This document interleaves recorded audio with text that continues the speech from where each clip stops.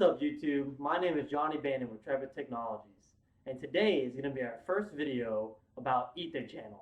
So click that link below to go to our Confluence how-to page, and let's get started.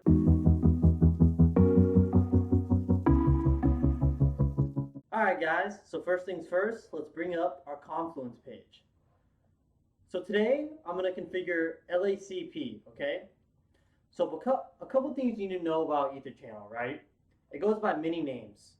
So people call this link aggregation, port channel, port bundling. If you're working on a server, they call it NIC teaming. And essentially, it means all the same thing, right? What this technology does is creates a logical interface for layer 2 or layer 3 devices that utilizes all the member interfaces. So what does that mean, right? So this right here kind of shows it. We have 4 ports connected between these switches. So without Etherchannel, packets or frames, if it's layer 2, packets it's layer 3, would only come across one link. This is because of the inherent logic that layer 2 frames take, right? We know we have spanning tree. So here, there'd be 3 blocking or alternate ports depending on the version of spanning tree, and 1 port actually doing the forwarding. So since these are all fast Ethernet, you would only be utilizing 100 megabits of bandwidth between this connection without Etherchannel. With Etherchannel, you're going to bundle all 4 of these ports and create one logical interface with one spanning tree, right? Well, depending on the VLANs, you could have multiple spanning tree instances, but you actually only get one designated one root port based off this Etherchannel, okay? And that in a nutshell is what Etherchannel is. Creating one logical port from multiple physical ports. And in Cisco, we call this Etherchannel. And when you create the Etherchannel, you're going to create the logical port, which is called a port channel. And there's 3 different ways to configure your port channel. You can go into the member interfaces and tell them that their mode is either PAGP or LACP. And within these 2 dynamic negotiations of Etherchannel, PAGP and LACP, one is Cisco proprietary and one is the IEEE standard. They both have 2 different modes of operation. In PAGP, you have desirable and auto. Desirable is the one that actively seeks out a participant. And then auto is just waiting for those desirable messages, okay? And then you have the same thing with LACP, right? So the passive does not initiate negotiation. Active does start negotiating. So let's say you have a port, right? And you put these 4 in active, then these 4 in auto. You will not create an Etherchannel. Because you're putting these as LACP and these as PAGP, you will not get an Etherchannel, guys. If you're going to do dynamic negotiation, you need to pick one of these protocols. Remember, PAGP is Cisco proprietary. And then we have one called static or mode on.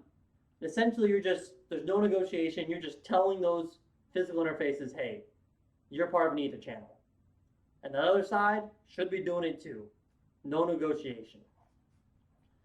With these how-to guys, these how-tos, I always post a PDF in here that actually has a PowerPoint that I converted to a PDF that's going to go more in depth over the technology, okay? So these how-tos are mostly supposed to be about configuration, and that's why I don't put together a whole presentation in this Confluence page. But I always make sure to give you the resources. And of course, I always put related links down here as well. So today, kind of going over what Etherchannel is, and we're going to configure LACP. This chart right here is the most helpful. It shows you how will an Etherchannel form, depending on what mode you put the ports connecting 2 switches on, okay? So today's LACP, we're going to follow this how-to. So first things first, let's set up our network diagram. So we just got 2 switches here. Again, I use viral switches, guys. All right. Let's do a new project. LACP, we'll call it. Bring our switches into here. Name this one switch 2, switch 1. Turn that on, and let's connect.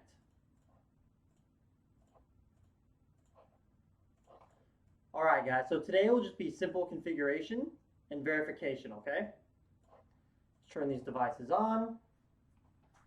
Let's go back to our how-to and see what we're doing. So yep, we're just gonna put these ports, these physical interfaces, into mode active. So they're both gonna be active, which if we look at our chart, they will form an ether channel. And then we're gonna get into that port channel that will be created after we input this command. We're gonna make it a trunk. And then some simple verification, show ether channel summary. And if you see these member interfaces, right? If we see P, that's what we want. It says that it's bundled in a port channel. Then we can see the protocol, and we see the port channel right there, formed. All right, guys, so let's do it. Let's console in. This is an easy how-to. Should be pretty quick. Give this a host name. I'm gonna go into line con 0 and turn off those syslog, not turn off, but fix the annoying syslog messages that interrupt our commands, right? Log synchronous. Then we're gonna go interface range into our two member interfaces. We're gonna go channel group 1.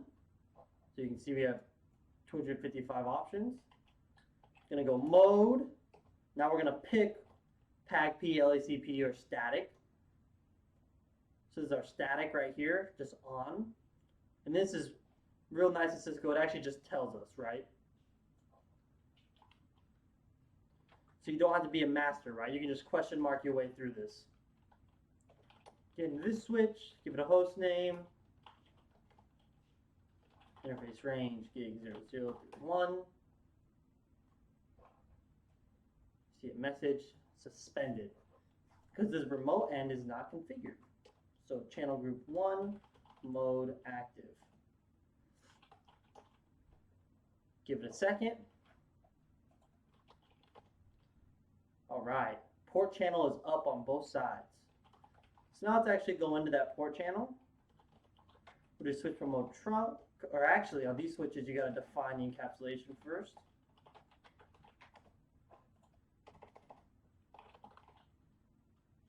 See, look how annoying that is. Let me fix that on here. Go into line con 0, volume synchronous, interface, port, channel 1. Switch port trunk encapsulation.1Q, switch port mode trunk. Awesome, guys. So we can do verification like this, show interface trunk. We can see that port channel 1 is what the switch sees as its trunk, right? Let's see if CDP is enabled. Okay. That's okay, guys. CDP kind of messes up on these viral switches. But let's do our actual ether channel summary. And this is what we want to see right here. We can see that our member interfaces are bundled with this P right here. And we can see the protocol we're using is LACP. We can see that the port channel is layer 2 with that S. And the U means it is in use. So we are good to go, guys. That port channel is working. This is a very quick, easy how-to, guys. So I want to thank you for viewing, and remember to keep learning every single day. Thank you.